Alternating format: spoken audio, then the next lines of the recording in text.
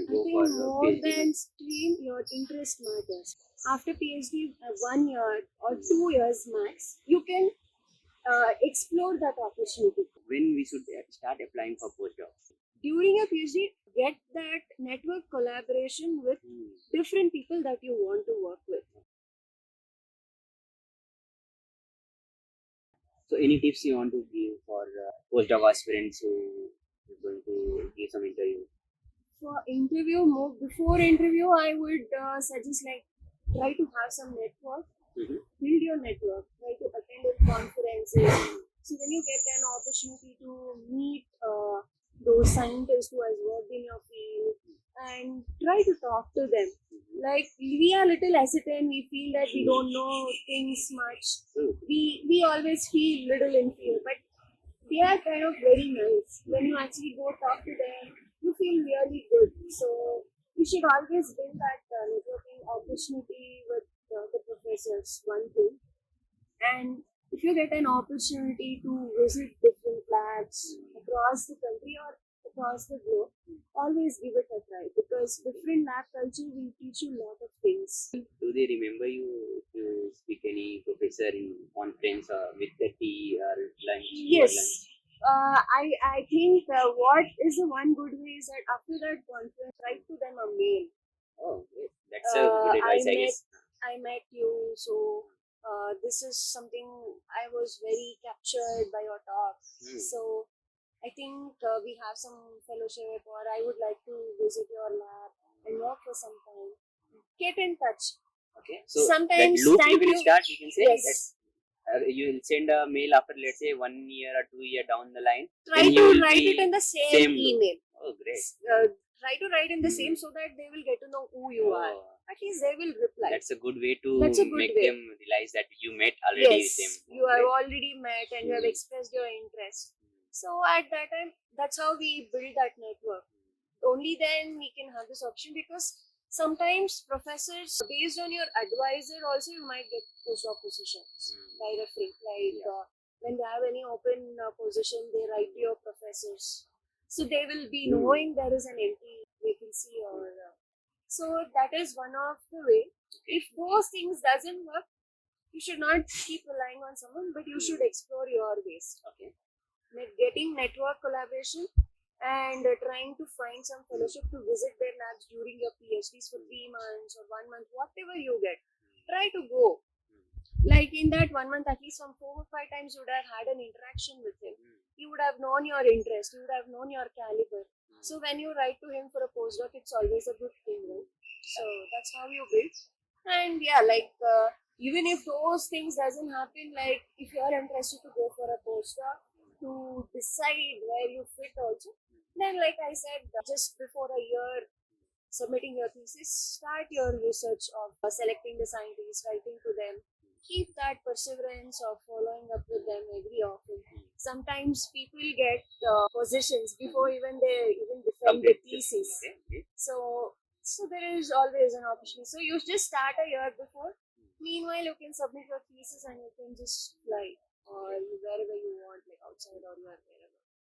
Can we discuss, you are doing IOE fellowship? Yes. So can we discuss how many fellowships are there for postdoc and what are their pays? Okay, so in postdocs, unlike your PhDs where you are through like NET, GATE or some kind of fellowships to come through, apart from that, there are like two different things.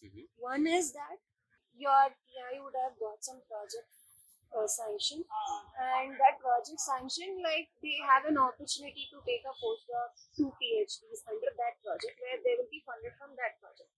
Okay, so that is one option. So if a PI has a opening, he will advertise for that position. That is one way. Otherwise, institute will have some fellowship. Currently, whatever I am, IOE is Institute of Eminence Fellowship, which is given by IISc. So I am being funded by the IISc. So that is one of the fellowship. Apart from this, there are national level fellowships like SERP, that is like Science Education Research and Board, and we have UGC fellowships. Apart from that, we have Sir C.V. Raman Fellowship in IISc and the Kutari Fellowship. and we have this Fulbright Nehru postdoctoral scholarship, Mhm. and there are few fellowship dedicated for women also, UGC Great. Women Fellowship. Mm. And if they have taken a break after PhD due to because of a kid, Mm. or if should have moved for a different country, you should have not able to pursue any career. Mhm. After PhD, she can take up those women-based fellowship where they are funded for 5 years to do your independent research. 5 years. 5 years, Okay. 3 to 5 years. Mhm. So there are some fellowships like that, and I think I have some list. I think I will provide it to you on the later part where you can Sure. have share them to the audience. We can put it in the description box. Yes, so we can do that. So I have that list of fellowship when I had planned for that. Great. So there are many fellowships if you want to do it in India. And for outside, that's what I said. Like you write to the professor, get an information.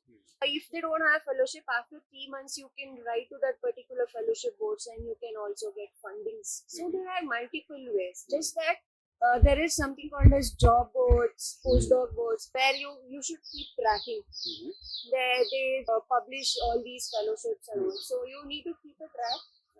Based on that fellowship, you can apply for the position. Or if they don't have a position, like if you don't get through this, you write to the professors. So that's the different way you can do. Is it possible to get some Indian fellowship and do postdoc at outside India? Like let's say Nehru Yes, Bright. Nehru Bright, yes. Where you will be working like 6 months or 3 months. I think minimum 3 months, 3 to 9 months, Okay. you get an opportunity to work in abroad. Mhm. You should finish and then you have to come back. Mm. So Okay. it's like Collaboration. it's like Indian government provides you an opportunity to work in their labs. Like apart from these, you get some funding to even travel for a conference and all, like Yeah. travel grants and all that. Yeah, Apart from this, this is like especially for to work in their labs for 3 to 6 months to 9 months. Okay. So that also you get an opportunity. So that is also a kind of networking where after your 1 year or 2 years of postdoc in India, you can actually explore the outside world. Okay. Some people they just join PhD because of the fellowship Okay. they get, and they have some interest or they want to become something, a professor or something. So that nothing harm on this, but they afraid. I spoke to many friends. They afraid to go for postdoc. So can you just tell how postdoc work is different from PhD, or you get the same kind of work or workload on PhD and postdoc? I think it will be at least 2 times more than what you do in your PhD. Okay, the workload will be higher. The workload will be higher because you are not just working on your project. You are meanwhile doing supervision activity. You are distracted for things. So you need to have that managing skills. How do you manage your project? How do you supervise your keep some days for supervising? Those are the different things how you plan.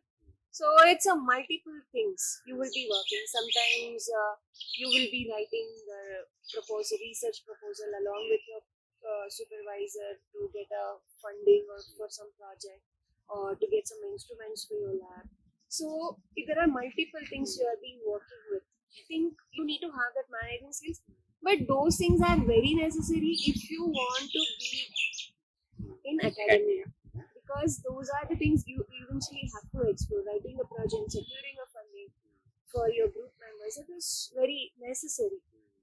So it's like a little guidance where you're given like how to write. So that's an opportunity for you to get yourself acquainted, I think. But it is going to be a little more workload than your PhD. Because you're constrained, because your postdocs are like for a year or 2 maximum usually. So you have some things to be finished in that timeline. So it is little more. But how do you manage, how you channelize yourself is all that matters. Okay, great. In the rapid fire question, you told someone is not clear about their future, they still can join postdoc. Yes. So can you just explain that? So what I think is sometimes that's actually I answered your question partially initially. So during your PhD, sometimes you always have an extra parallel research What? thinking going on. Okay. But since you are in the urge of completing your PhD, because you cannot keep doing your PhD for 6 years, 7 years, 10 years, something like that, we tend to cut down, so we try to keep some parallel interesting projects for ourselves. That's what I used to do. I started to write proposal on that when I wanted to apply for some different fellowships. So that in a year or a maximum 2 years, you give your space to understand how well these academia works or industry works, what still interests you. If you're not able to take up these team, forming a team, working towards securing, you're not interested in those kind of things. You should be good at teaching also, because you have to handle some course. If you feel that you don't fit into that domain, you can always jump to academia. Okay. But I mean industry. Sorry. But the only problem is that getting to industry directly, it is little difficult, because the kind of skills they are looking or the way you approach is also matters. Like now the top institutes like IISc, IITs, they have these tie-up with the industries where they interview the students, and it is easy for them to get into industry. But in case of other private universities, central university, they don't have these placement processes. For us to reach out to those industries are quite difficult. You have to build a network with some industry person. They need to put forward your CV. So in this process of unknown outcome, it's good to take a year of postdoc. During your postdoc, you are having a individual research experience. Eventually, through some network, you might get introduced to industry. When you reach out to them, then you can actually go into industry. Nice. So it is like if you have some industry positions, we'll see you have any individual research experience. Like after your PhD, you have 1 year of individual research experience. So in some positions, it will count. But some, they might feel you are like overqualified for that position. So there is both pros and cons in that. But you cannot 100% rule out that one who has come to postdoc will not land a job in industry. That's not true. You can for surely get industry position. Once you go to industry, if you don't like industry, you can always come to academia.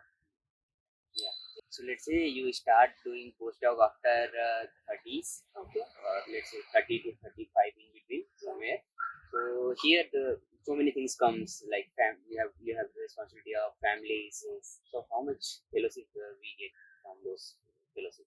So usually it's like if it is Sir C.V. Raman, we get around a lakh. Otherwise, lakh rupees per month. Yes. Okay. Otherwise, it is like somewhere between 50 to 75 or 80. What about Nehru Pride Fellowship? How much it is? I think around 75. Okay. Not very sure, but Then you have to do 75. GST, the income tax and all for that, right? Yes. If you're securing more than 5 lakhs, then you have to file for all that. Yes. So I think that is quite good to have this postdoc.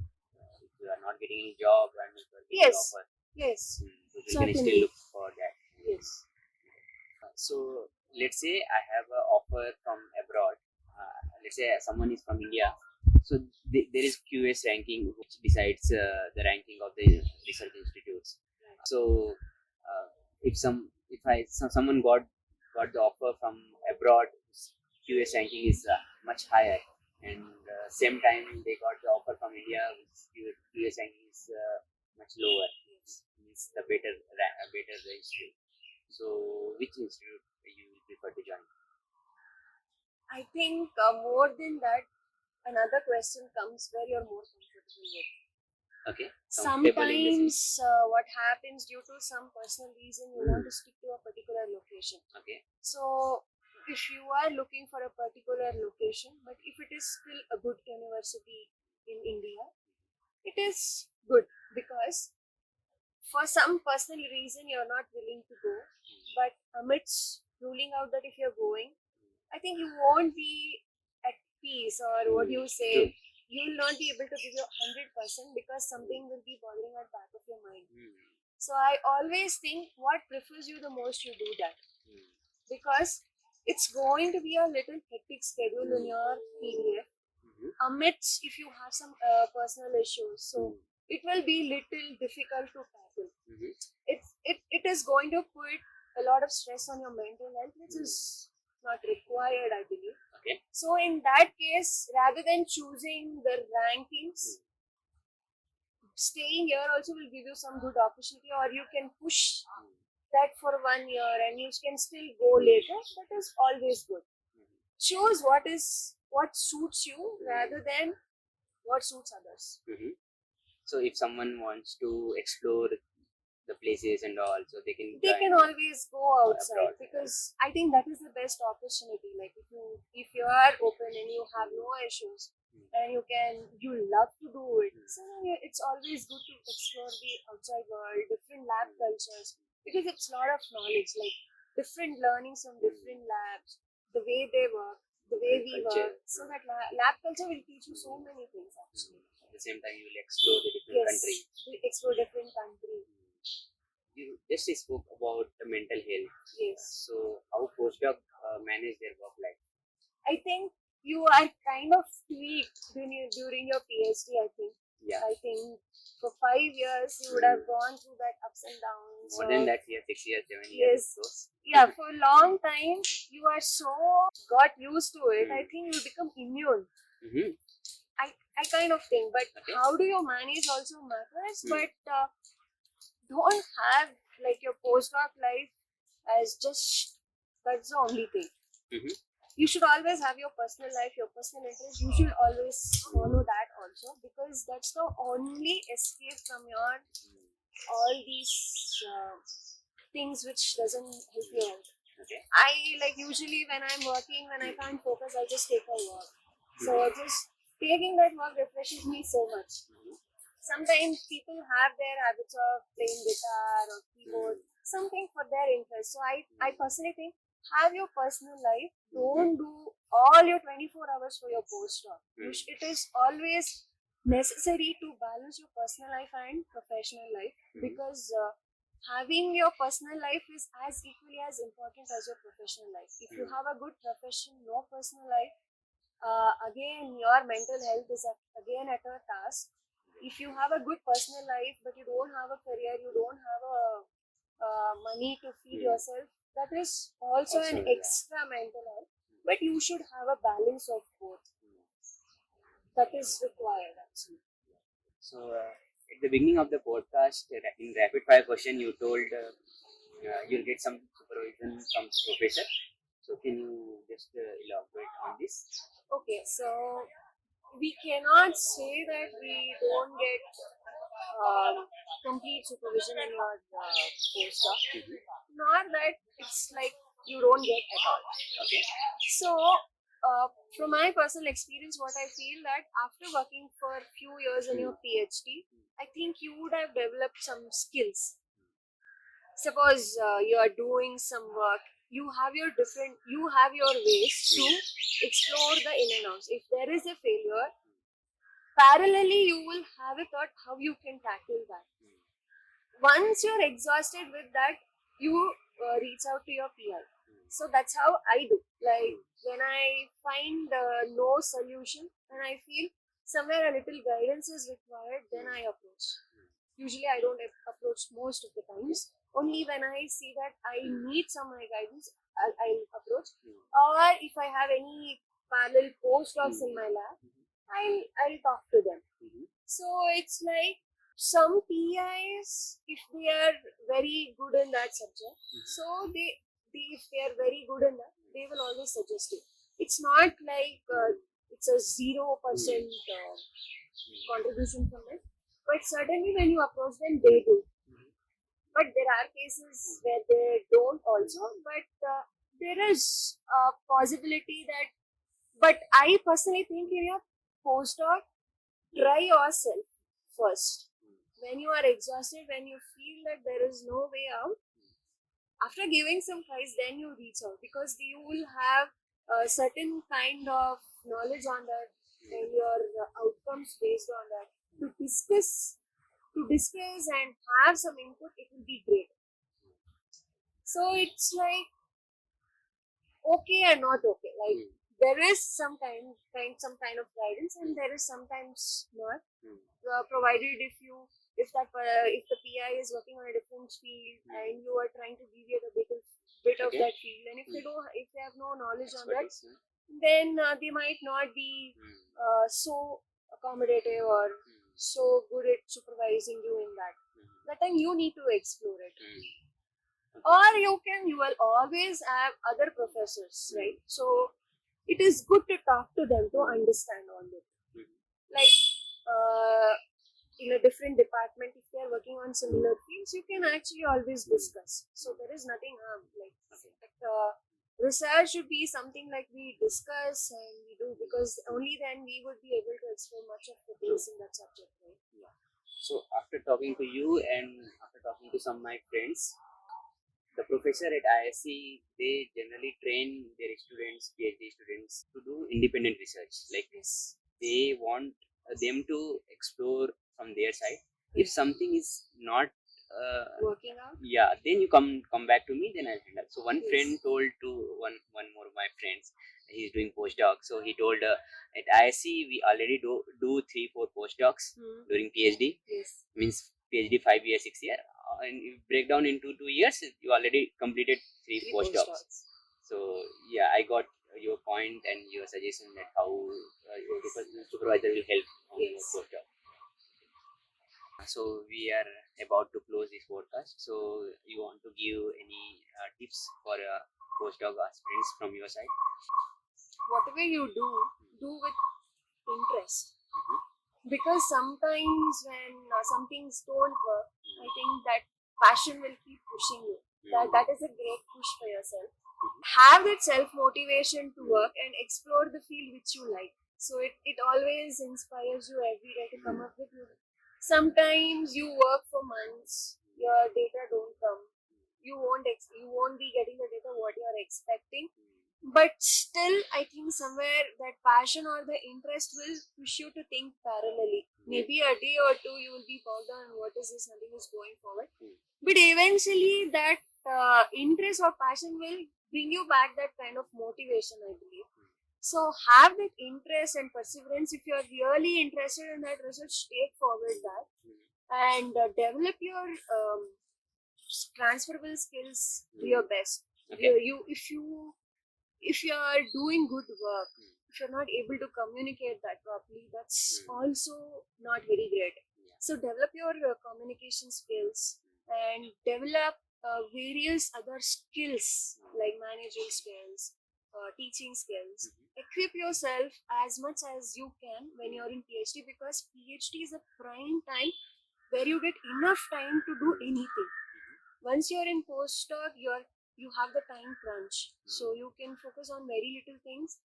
And I think when you're in postdoc, you are almost into your middle age types where you have a personal life also. So squeezing things, what you want to learn, it is little difficult. I think in your PhD, try to do as much as possible. Try to learn whatever you want, whatever you can. Try to learn. So those learnings will help you figure out what you can do, what fits you, what you're good at. So I think those things people need to discover themselves in PhD. Rather than doing it as a normal degree, it's the part of your life where you decide what fits you and how do I better my skill. If I want to get into academia, how do I do all this? So get yourself acquainted with all these things. And yes, if you are not sure, also give a try in postdoc.